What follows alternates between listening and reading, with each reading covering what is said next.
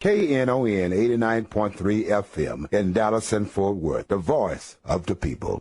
Business owners, tell KNON's listeners about your business. You can put your business or event on KNON. KNON currently has space available to run announcements for you. Tell KNON's listeners about your goods, services, nightclub, concert, or event. Help keep the voice of the people on the air while putting your information on the air. KNON's been named the #1 radio station in Dallas by both the Dallas Observer and D Magazine. Put your business with Dallas's #1 station. Call now for more information at 214-828-9500, extension 227, or extension 233. For more information, go to KNON.org and click on the Run Spots on KNON page. It's a great way for your business to support community radio while letting more people know about you. What a game! What a game!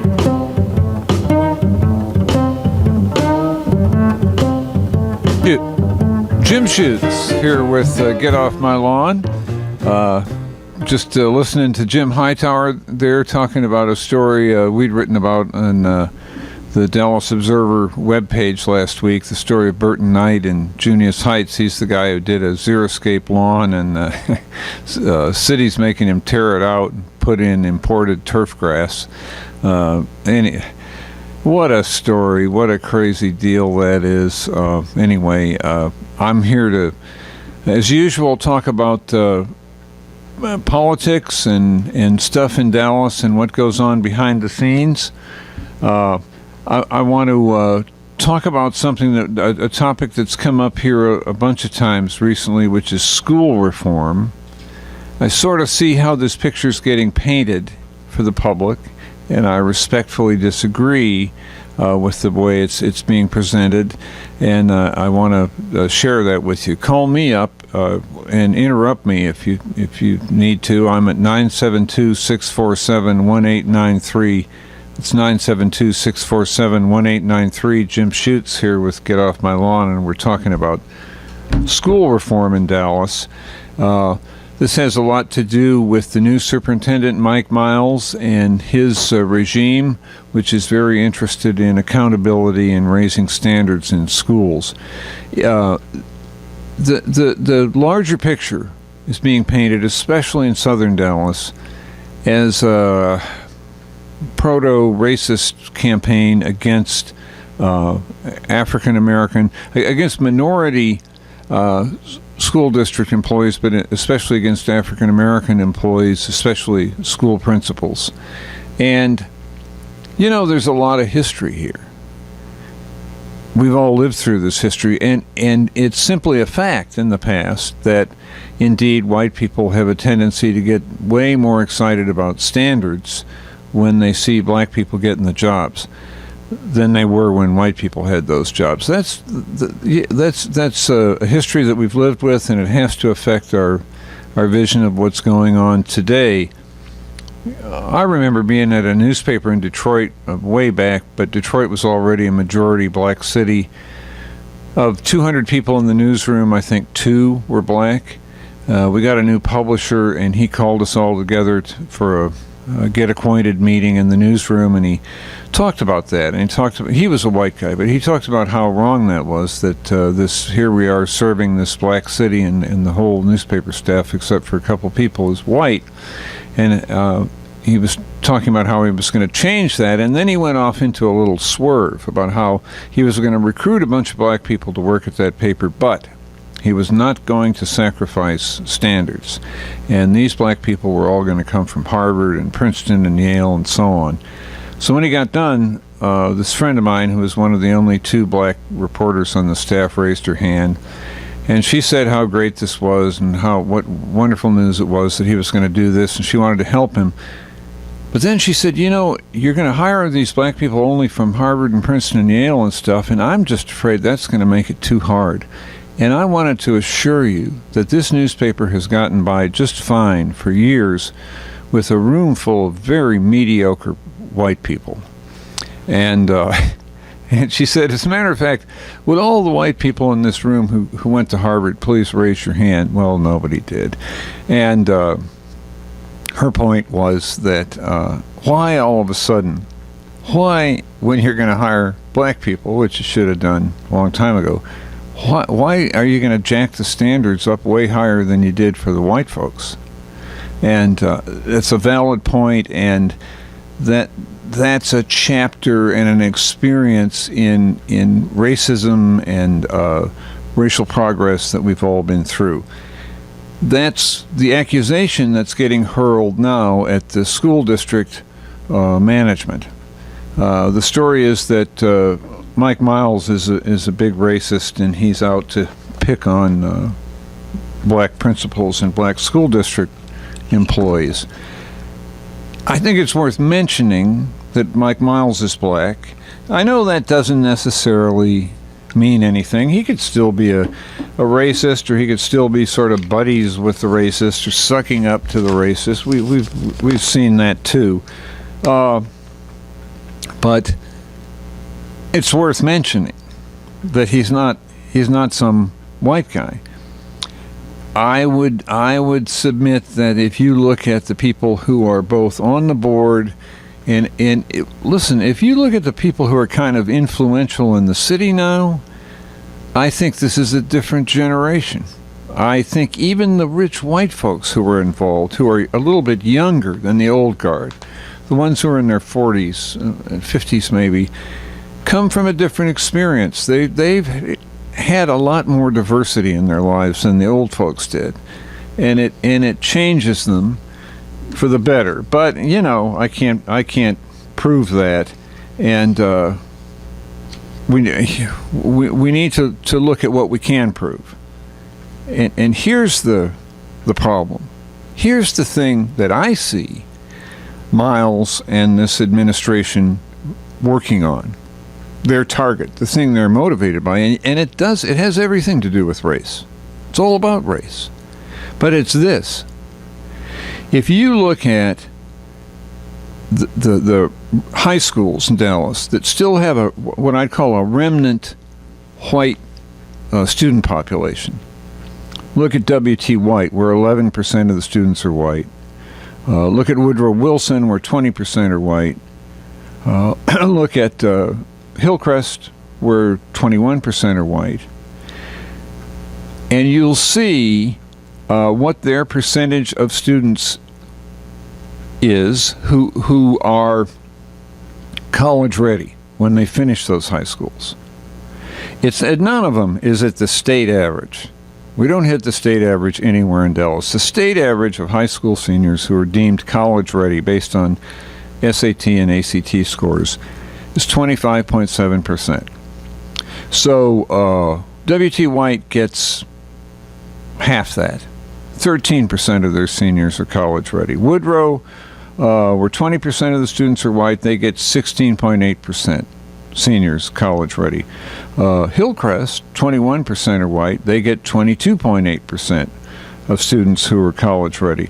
Now, let's go in the other direction and look at the high schools in this city that are majority where there are no white kids or very few. At Lincoln, 84.5% of the students are black. So how many of those kids are college ready when they finish? 1.1%. 1.1% of the kids from Lincoln are college ready at the end. At Molina, where 91% of the students are Latino, 2% are college ready. The state average is 25.7%. The percent at Molina who are ready to go to college is 2%. At Pinkston, 70% of the students are Latino, 30% are black, 0% are white, no white kids. How many of those kids do you think are college ready at the end of high school? 0%. 0%. Now, I'm not making these numbers up. These are from the Texas Education Agency's webpage. They publish all this data for every school in the state. And these are based on SAT and ACT scores. Look, they've got all kinds of other feel-good numbers in there about student effectiveness index and I don't know how much better we are than we could be index, and it ain't as bad as it might be index, and so on. But the SAT and the ACT scores are the things from outside that everybody in the country looks at, and they're the same for everybody in the country, and they're not stuff that's been ginned up by politicians in Texas to make school boards happy back home. The SAT and the ACT, in other words, are real, and they're objective, and they're the same for everybody. And this picture in Dallas is that the Dallas public school system can't get anybody, for the most part, except the white kids, ready for college. How can that be right? How can we accept that? We know that's not right. I mean, people are going to tell me that a lot of the minority kids come from much more challenged backgrounds in terms of poverty. Yeah, I know that. I know that's true. But first of all, there's all kinds of evidence that you can still teach those kids. In second place, not all minority kids in this city come from the street. We need to have enormous compassion for the ones who do. We need to find some way to reach them and turn those lives around. But not all black and Hispanic kids come from homelessness or the toughest neighborhoods. There are all kinds of working class and middle class minority people in this city who've got smart, determined parents. Are you telling me we can't get those kids ready for college the way we do the white kids? Look, if you want to view this school reform thing in terms of race, and I think we should, that's the racial discrepancy. That's what we're talking about here. And what Miles and his people are saying is that that's absolutely unacceptable. Now, they don't just say it's unacceptable, so you figure out how to change it. They have a whole rubric, a system. They're going out there and they are showing people how to change it. And part of this, and I'll get into it maybe in the next session, is a thing called I forget the name. It's the effectiveness system for principals. That's not the right name, but it's a 24-page document that includes, I think, 47 different criteria, and they've been in the schools with it for 6 months. They look at all kinds of data. They also interview the principals again and again, and they go in and out of the classrooms, and they talk to staff, and they talk to students. It's not just a checking up on the principals thing. It's also a chance for management to tell the principals what they expect, what they want them to do. Here's what you got to do to turn this school around. And they've been working intensely on that all year. I want to paint this picture another way. Dallas takes in 14,000 kindergartners a year. It produces only 8,000 high school graduates a year. That's a difference of 6,000 kids. Where did they go? Now, you'll get the one thing that public school people don't want to deal with is that question, where did they go? And so they have all these formulas for how they didn't really disappear. Maybe they moved out of the district, maybe they went to private school, maybe spaceships landed and captured them and have taken them off into outer space for analysis. The last thing they want to admit is that those kids just dropped out. But thousands of them did drop out. Thousands of them are just missing in action. 6,000 a year. There are 180 school days in a year. So I can't do arithmetic in my head anymore. I have to use my telephone. But 180 days in the year, 6,000 kids missing a year. That's 33 kids a day. 33 kids a day falling off the end of the assembly line. Those numbers I quoted for how many kids are college ready, that's how many among the seniors. That doesn't even touch the kids who are just missing. The kids who are just gone from the school. And I think we can assume that their fate is a lot worse. There's all kinds of anecdotal evidence to suggest that many, if not most, of those 6,000 kids who go missing every year are illiterate. They cannot read or write or do arithmetic. They're sent into the world unable to read or write or do arithmetic. And we also see that this difference in the district has a major racial and ethnic cast. Why? Why would we accept that? The answer that people have come up with a lot in years past is always money. You know, we need more money, man. You know, we don't have enough money for the schools. And it's true that, you know, under Governor Oops, we've had some terrible slashing of school funding for public schools. But, they're putting a bunch of it back this year. It's hard to keep up with. But the fact is, if you look at an analysis of the Dallas public school system, we pay more than the suburbs around us. We pay more than Houston. The next thing people will say is, we have to pay more to recruit people, to get them to work in Dallas because it's Dallas, you got to pay extra to get them to come here.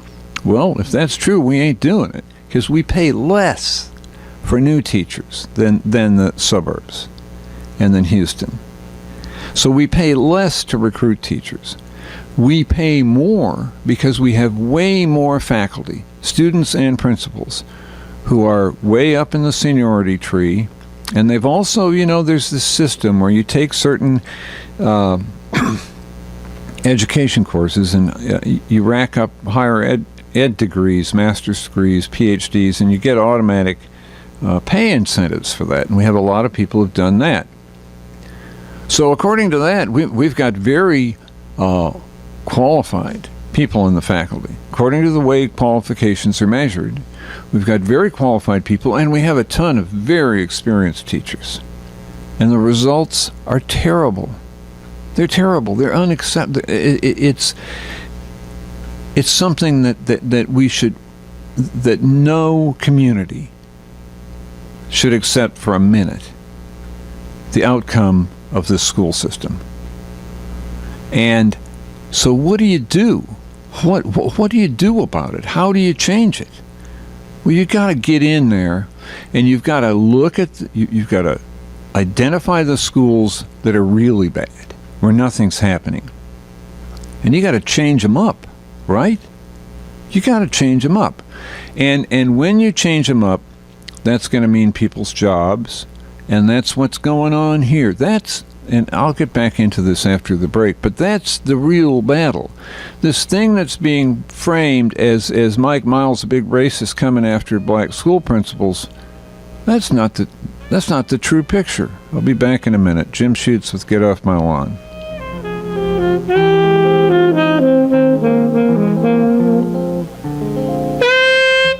Jim Hightower has moved to be a part of KNON's Speak Up Saturday. Jim Hightower's segments can now be heard at the start of each of KNON's great talk programming, starting at 7 a.m. with Reverend Marion Barnett's show, Church Information and Open Forum, with the news and talk of South Dallas. Then at 9, the CWA presents Workers Beat with the news and talk of the unions, hosted by Gene Lance and Bonnie Matthias. At 10, the Dallas Observer presents Get Off My Lawn with Jim Schutze, bringing you the other side of Dallas news. Finishing up Speak Up Saturdays at 11 is Lambda Weekly with the news and talk of the LGBTQ community, hosted by David Taffet, Patty Fink, and Laron Landis. Now starting at each of these shows is Jim Hightower's insightful segment at 7, 8, 9, 10, and 11 a.m. each and every Saturday morning right here on the Voice of the People, KNON 89.3 FM.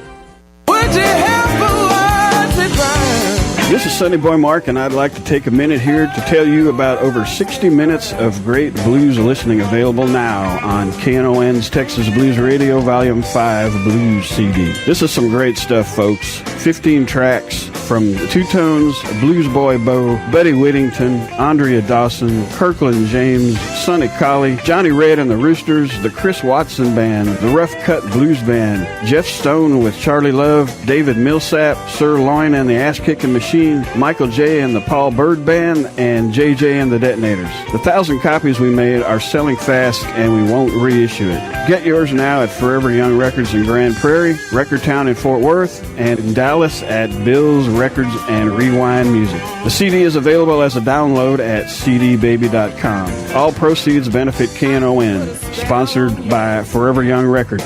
Vinyl copies available at Forever Young Records only. For more info on Texas Blues Radio Volume 5, visit knon.org. Your ears been bending for some blues? Well, feed them the real thing with Texas Blues Radio Volume 5.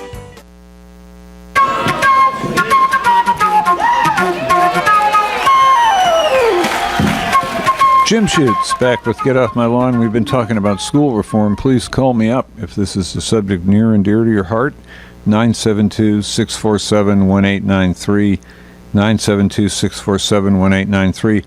We were talking about, in the first session, the comparison of the Dallas School District with the surrounding suburbs and with Houston. Last year, there's a group called the Citizens Budget Commission, which is appointed by the school board, and they did a big analysis of DISD and money. And what they found was that our teacher salaries in Dallas are, they compared Dallas to, I forget what it's a handful of suburbs in the immediate ring around us, and then Houston. It was Garland, Mesquite, Richardson, Carrollton Farmers Branch, and Houston.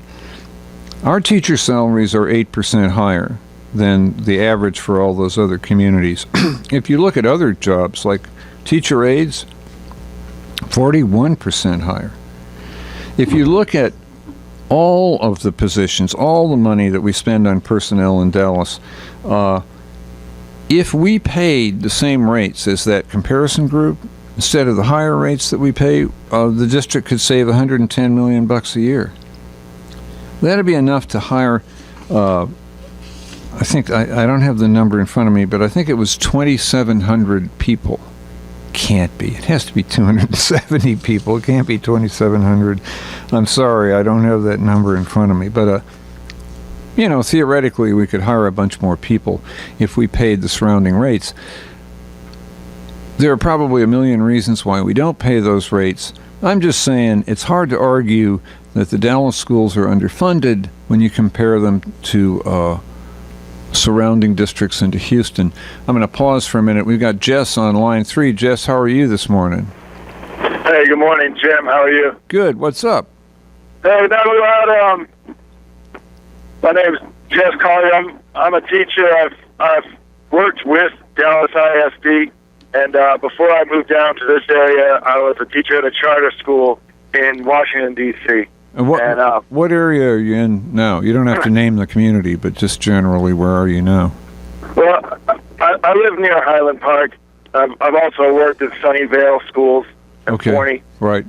And, the article you wrote a few weeks ago, Principals Before Principals, was good. I really think you had your finger on what's about to really hit the fan with the letters to the evaluations of the principals. And I think, what's reported on the news is the new superintendent, and the perception is given that they have carte blanche and they can just completely rework the whole school system, and it's just not true. They're coming in basically like what you said. It's become a political machine of people that are working in the school system that are principals, that are also in the head office of the school system. And in Washington, D.C., the superintendent came in with a mayor who was not really from the establishment, kind of an outsider. She came in. She gave a lot of money to charter schools. A lot of charter schools started up. She, again, also wanted to close a bunch of schools. Let some principals go. But what happened was, a year or two later, the mayor was voted out because there was so much political mobilization in the different wards of the city, resistance to it, and the teachers union was a part of it, that they were voted out. the superintendent was gone, and then another one came in who was pretty much business as usual. Well, let me ask you. That's kind of the battle that I think Miles is facing. And Jess, let me ask you a question. When you say political mobilization, I mean, I believe in democracy. I think it's way better than the alternative. But who's mobilized? If you look at Washington, is it the parents of the children who mobilized? Who mobilized there, do you think? Well, you have some of that, and a great thing, if you've ever seen this new show called Blackboard Wars on the Oprah Winfrey Network. It's No, the same type of thing. It's great. You should watch it. It's the charter school in New Orleans. Came from outside, and there's people that are showing up at the school meetings. They say they're community members. They do live there, but they usually don't have children that go to the school, and they're protesting the school. They're saying they make it a racial element. Why is there a white person coming in here with a school, running a school? It should be our community. Yeah. But yes, they're involved with the local politicians, the local city council members, and that's the same thing. It was a long time, like a 30-year-long city council member who ran for mayor, and he had people in the neighborhood. Most of the time, they're not parents. They usually get jobs somewhere somehow through a politician, and they just go out there and they get people to vote, and it's. Well, people are not getting like the numbers that you're saying. They're not going to the polls, making the decisions with the kind of statistics that you're telling them. And it's not like they're not taking it as the crucial issue. And Jess, I've seen this very same principle in action here. There was a community meeting at Madison High School a couple of weeks ago, and the people who showed up there to defend the principal were people who had no institutional connection to the school district. It was Dallas County Commissioner John Price. It was City Council Member Carolyn Davis. It was political leaders, elected leaders, whom that principal was able to pull in to her support. What was their institutional connection? Jess, thank you for calling. I'm going to let you go. We got Tony on line 4, and I'm going to switch to him. Thank you, Jess. Tony, are you with us? Yes, good morning. How you doing? Good. What's up? All right. This is what I see. Everything is about politics. Mike Mount has a political agenda. And it might be for the kids. I'm not arguing to say it's not. Mm-hmm. Now, I'll say like this. These should start from the top. Number one, he needs to get certified to show that he's part of the game. Number two is this. Certified. What do you mean certified? Every superintendent has to be certified by the state of Texas. But when you got here. And what do we think that means when they certify? I actually don't know, but here's my question, because this issue comes up a lot. Nobody knows what certified is for superintendent. Why is it so important? Well, the thing is this: schools follow people who go in the fire with them. They don't follow people who don't. They're like this: do I say it, not I do, kind of thing. Now, let me push aside the certification, but let me say this: is that when the PAC committee in North Dallas put money behind Brother Nuttall, mm-hmm. Do they have any institutional relevance to the district? No, they don't. They don't. They say they want it for the betterment of the schools. Mm-hmm. Now, I'm not arguing for Donald Price or Kellen Davis, mm-hmm. anything like that. But what I am saying is this: is that we have got this reform movement in the United States to change the school. Mm-hmm. And Mike Miles even got his own mouth. If 100% of the kids are not making it, then we all, my thing is this. Yeah. You can never have 100% of all kids passing. No, but Tony, tell me this. Just tell me, do me a favor, and just tell me, when you have this huge discrepancy between, let's say Hillcrest, mm-hmm. where you got 22% of the kids college ready, and Pinkston, where you have 0% of the kids college ready, what do we do about that? Well, the first thing that I would be quiet. First thing is this: parent involvement, and if you can get the parents involved. But wait a minute. Let me ask you another question, Tony. What if the kids have lousy parents? They don't want to be involved. I'm not saying this is true of Pinkston parents, but just for instance, what if the children are born into a family where the parents are stoned all the time and they don't want to be involved? Does that mean we just write off that kid? No, we don't write a kid, but my comment would be this. Okay, say I'm hungry. I'm going to school. I haven't ate at all. Right. But you want me to take a standardized test, right, pass, and you judge me based on this test, and I haven't even eaten the following day. And as a school, you're going to feed me for lunch. Right. And guess what? I guarantee you, now that people do not care about that kid not eating. You know, they don't care about that kid going hungry. My mama got beat last night. I'm coming to school with a messed up mindset, and as teacher, all I know is the teacher says, you know, I need to do this, and I'm going to probably disrupt the classroom.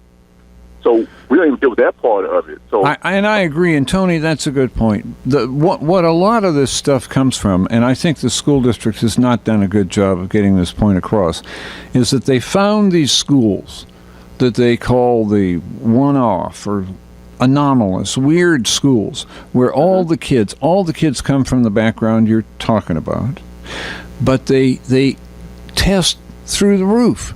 They do great with them. They teach them to read and write and everything by the end of third grade. They find a way. They have found that they can still teach those kids, even if those kids come from tough backgrounds. So that's not, coming from a tough background is not a death sentence.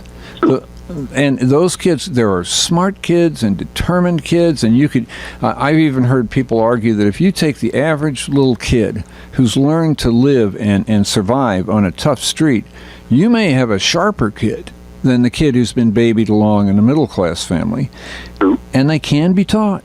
So shouldn't we be trying to teach them? Well, and you're right. I'm not making excuses for the teachers. Do we have bad school teachers? Yes, we do. Right. Do we have bad principals? Yes, we do. Right. But we also, in this city, understand this, know this. We've had bad superintendents. Mm-hmm. They all came in with reform attitude that in 10 years we're going to do this. We've had crazy superintendents. We've had superintendents who got shipped off to the pokey. Exactly. You're absolutely right. My point about Mike Miles is, okay, he has to deal with the political reality of Dallas. Mm-hmm. Is he going to be here 10 years from now? The reality is most superintendents don't last more than 5 years. That's just a reality. Right. So if he's really committed to the kids, show me he's here 10 years from now. Show me the improvement by leaps and bounds, not that okay, 2% improvement, 30% improvement. I want that commitment that he's espousing right now, and I guarantee you, when he leaves, you're going to see marginal improvement, no matter what he put in place. And I'll leave you with that. Okay, Tony, thank you for calling. I think you made all good points. I think that we want to be careful what we wish for here, because if you tell Miles we want dramatic improvement quickly, he's going to say, okay, the price is going to be a dramatic turnover in the faculty. If you want huge change, you're going to have huge turnover. And this gets us back to this business of they're starting with the principals of evaluating the people they've already got. They've gone through this elaborate process for 6 months of going out there and telling the principals what's expected and then measuring what's happening. And there are all kinds of reasons why it may be tougher at one school than another to teach the kids. Madison has been through its own difficult chapters where a bunch of gang kids from Spruce got shipped in there for a while. Now they're out of there. Lincoln has had a hard time. They had a principal under whose regime everything went downhill for a while. Now they got somebody else in there who's trying to turn it around. Every school has a story. But there's a point at which, with this Miles group, I think the rubber meets the road, and you have to stop talking. And there is a point at which they're saying, look, we've got to have results. And if we've looked at you for 6 months, and we've measured you up one side and down the other, and we've looked at your history, we're not just looking at this 6 months. We've looked at everything you've done at DISD, and we don't see that you can get where we want you to be. They're telling those people you're gone. You're non-renewed. And that's harsh. I mean, look, if you look at it from the principal's point of view, you've based your life on this career. You've got a great job, a well-paid job anyway, and maybe you're a little bit up in years. Maybe you're in your late 50s or something, and here comes this new guy, and he says you're toast. Well, that's pretty tough. It's very difficult in this climate to go out and start again somewhere and get another job. It's tough to get fired when you're in your 50s. Or God forbid, in your early 60s and you haven't retired yet. But how else do you affect the change if you're telling yourself this discrepancy where we do such a terrible job of getting black and Hispanic kids ready for college. We can get the white kids ready because they come from a different background. They have different advantages, whatever. We're doing a terrible job with the minority kids. We're determined that that's going to change. How else do you do the change? If you see that you've got people on the faculty who are not producing, you got to get rid of them. And yeah, it's harsh, it's tough. But let me go back to that number I mentioned a little bit earlier. We start with 14,000 kindergartners a year. We wind up with only 8,000 seniors, 8,000 graduates. 6,000 children are missing in action every year in Dallas. 6,000 in a 180-day school year. That's 33 kids a day. And a majority of those kids are getting dumped out of the school system, unable to read or write, and we all know what they face. They call it the school-to-prison pipeline. You dump a kid out onto a tough street, he has no tools, she has no tools to become employed, and they're going to prison. And then they're in and out. Now at age 22, they come home, they're ex-cons, and they're illiterate. And it's a life sentence. And what I hear Miles's people saying is that is unacceptable. The charge of racism gets really complicated here because the mobilization to defend the principles has been mainly an African-American one. Hispanic leadership is sitting us out a little bit, and they got principals who are getting canned too, and they are not coming to their defense. But the political mobilization to defend it's called non-renewed. They don't renew your contract. It means fired. The political mobilization to defend the non-renewed principles has been mainly African-American. It's been John Wiley Price, it's been Carolyn Davis, it's been other leaders. It has been Trustee Bernadette Nuttall, and when we come back for the last session, I want to talk about her some in particular. Jim Schutze with Get Off My Lawn. We'll see you in a minute.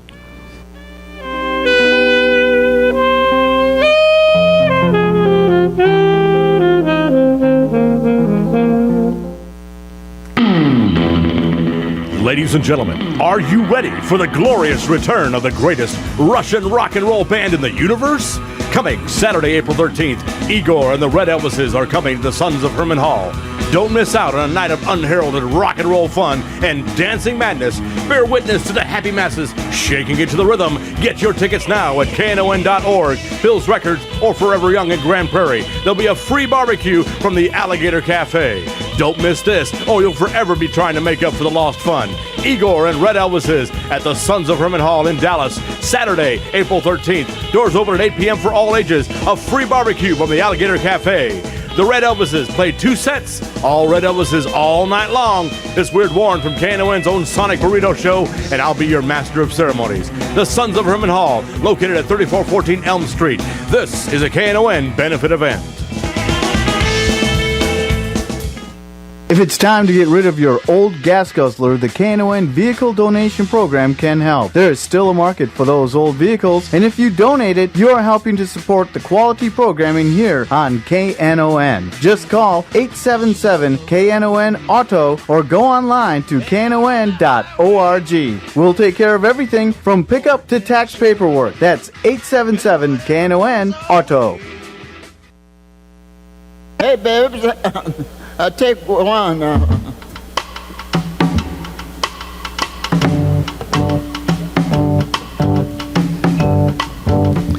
Jim Schutze.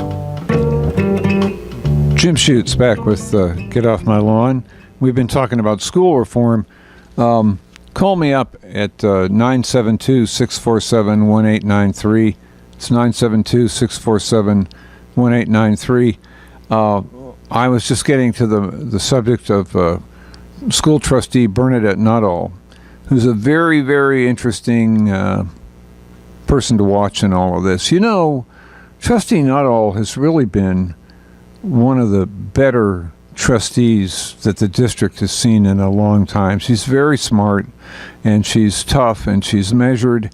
I believe that she's really, they all say they put the children first. I'm waiting for the first trustee to say, I don't care about the kids. They all say they care about the kids. But from everything I've seen of Nuttall, she really does. And she's taken some very principled positions. She defended the district on closing down underutilized schools in her own district. She represents District 9, which is a lot of traditional old South Dallas, and then stretches out into more southern Dallas, farther down. It's tough for a trustee to defend the closing down of schools in her own district.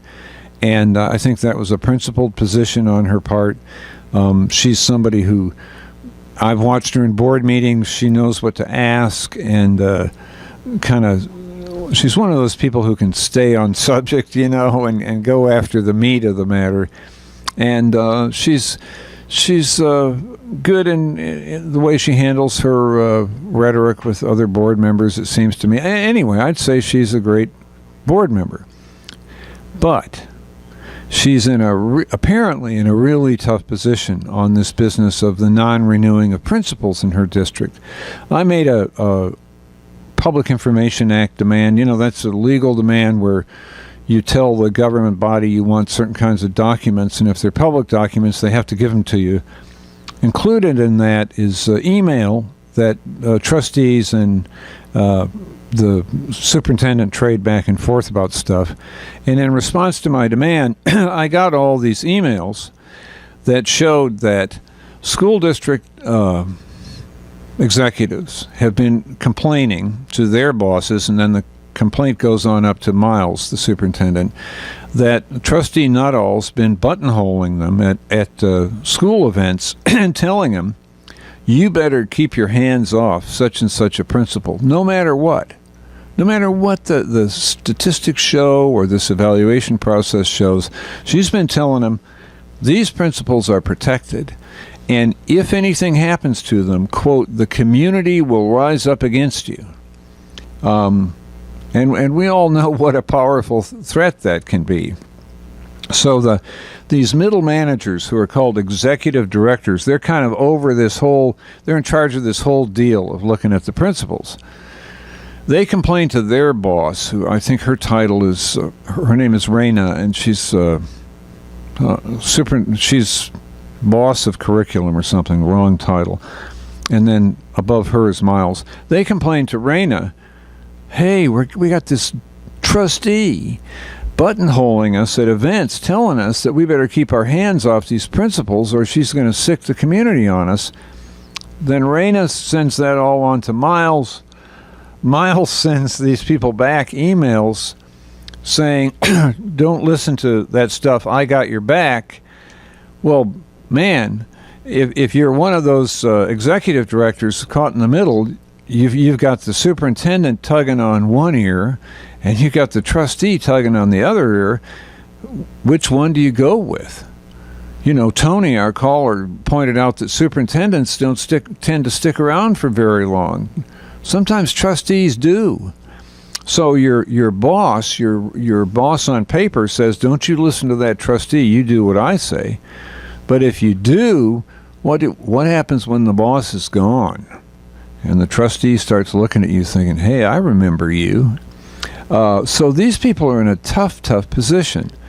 And in the emails, I found that Trustee Nuttall was very, very angry. Miles accused her of intimidating staff, and she wrote back a long, really angry letter.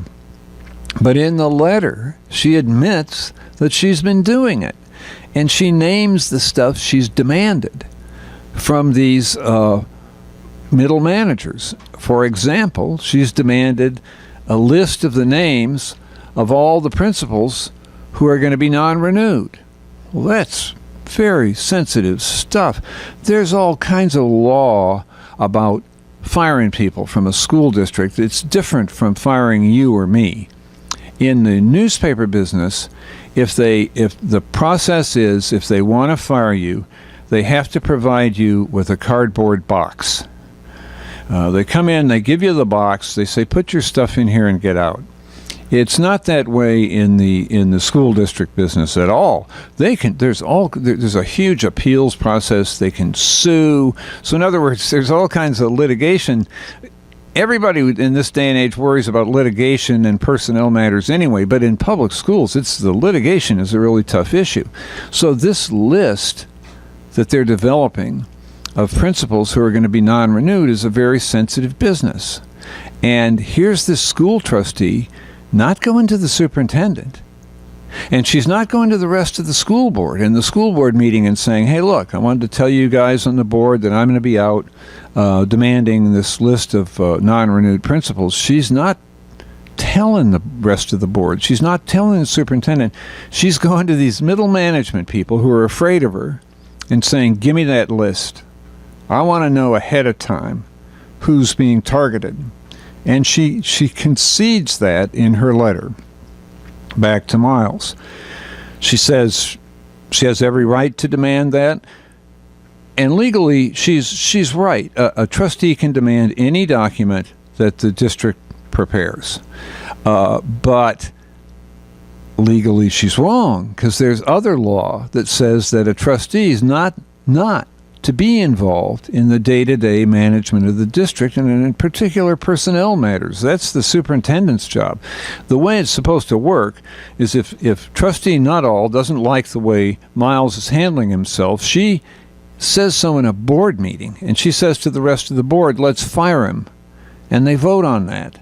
That's what she can do. She's not supposed to be out there filching these very sensitive personnel documents in order to wage a political campaign against Miles. Okay, let me pause for a second. Mr. Davis, are you still there on line one? Yes, I'm still here. Yeah, sir, what's on your mind today?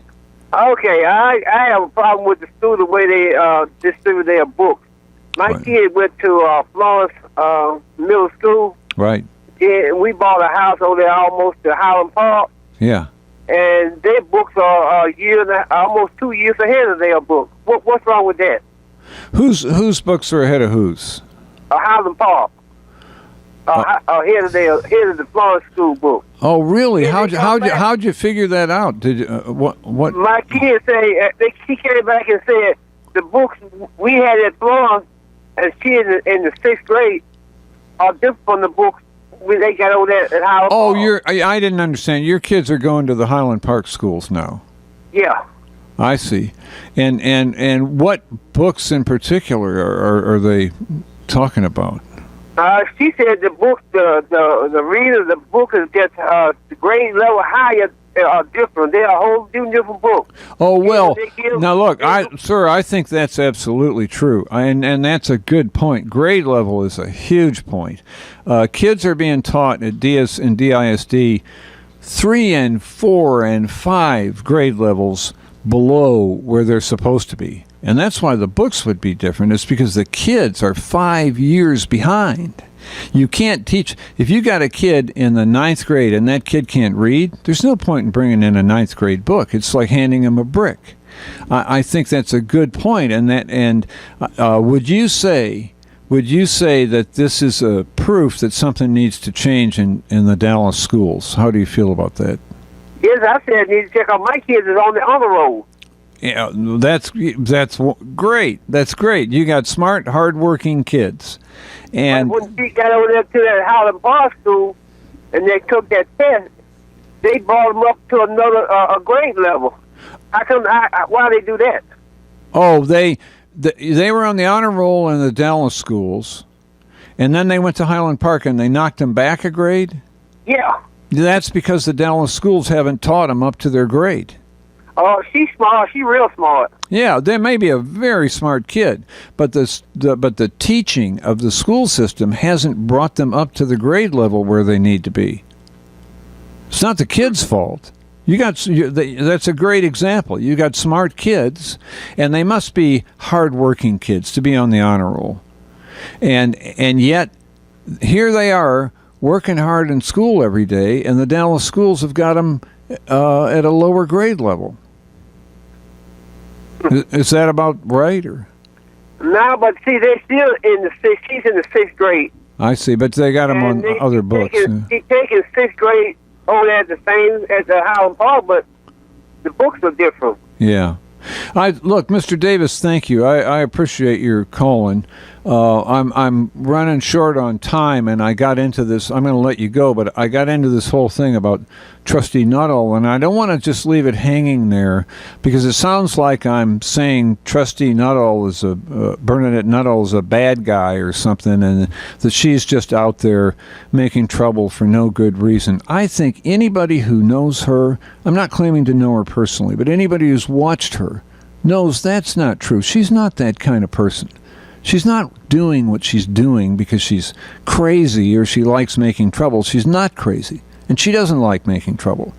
She also, I believe, knows better than what she's doing. The other guy, the other person who's deep into this thing of protecting principals in South Dallas is board president Lou Blackburn.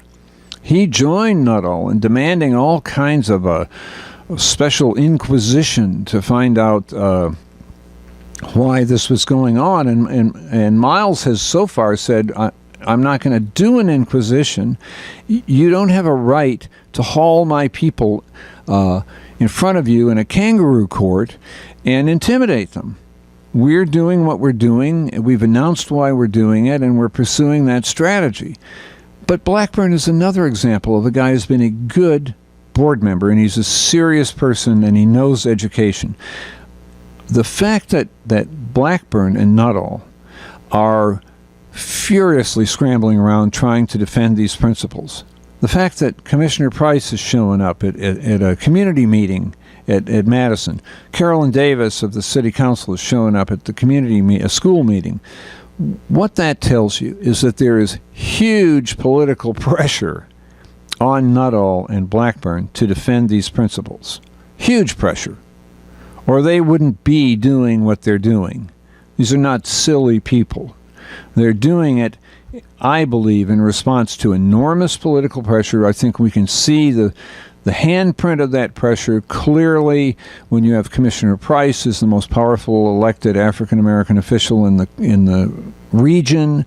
Well, I don't know, debate there with Royce West, but he's one of them, and you've got Carolyn Davis who represents that district that Madison's in. You got all these people showing up to defend the principle.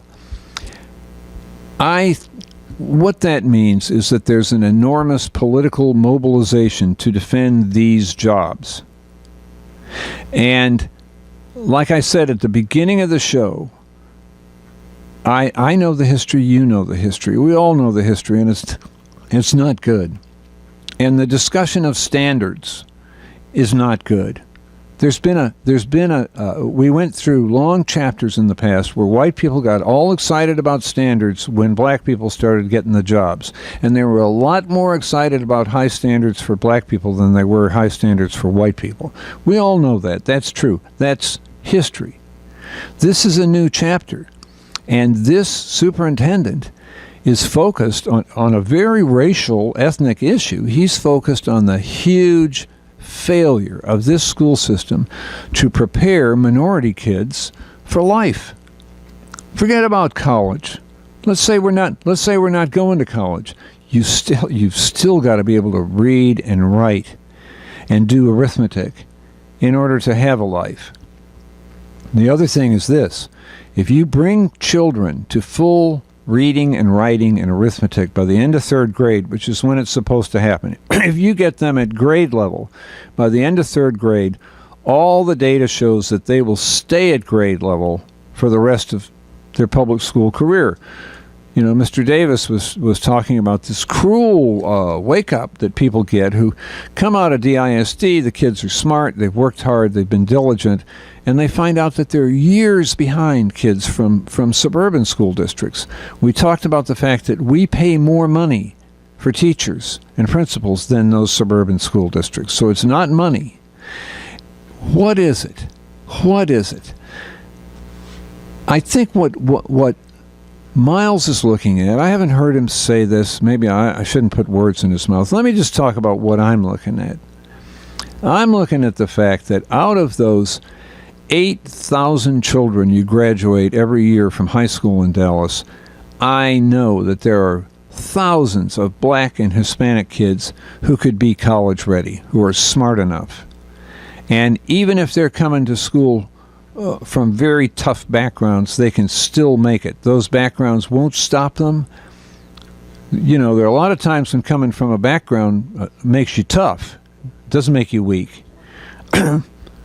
There's no excuse for the fact that this district has such a huge discrepancy, and that the only kids it seems to be able to prepare for college are white kids. That's just not... None of us should accept that, and Miles is not accepting it, and that's what this battle is really all about. And it's being framed in a way that's just completely disparate, completely at odds with what's really going on. It's being framed as Miles, who I'll mention again, not that it's dispositive, as the lawyers say. The guy is black. He's not some rich white guy from the Park Cities.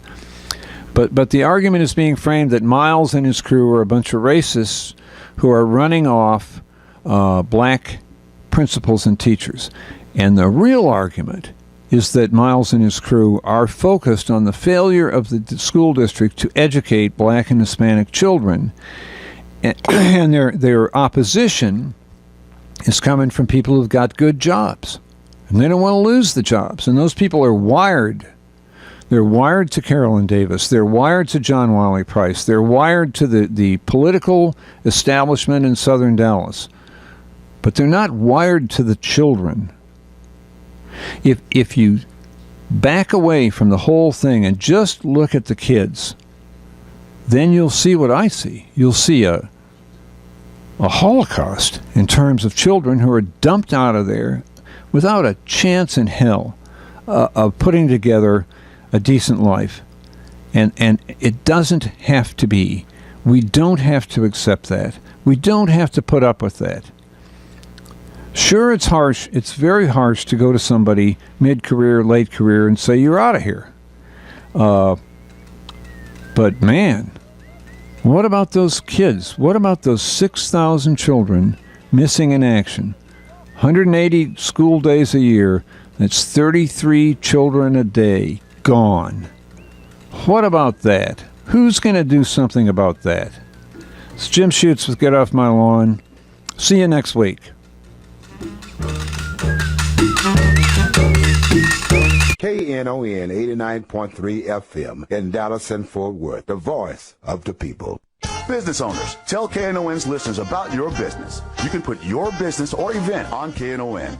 KNON currently has space available to run announcements for you. Tell KNON's listeners about your goods, services, nightclub, concert, or event. Help keep the voice of the people on the air while putting your information on the air. KNON's been named the #1 radio station in Dallas by both the Dallas Observer and D Magazine. Put your business with Dallas's #1 station.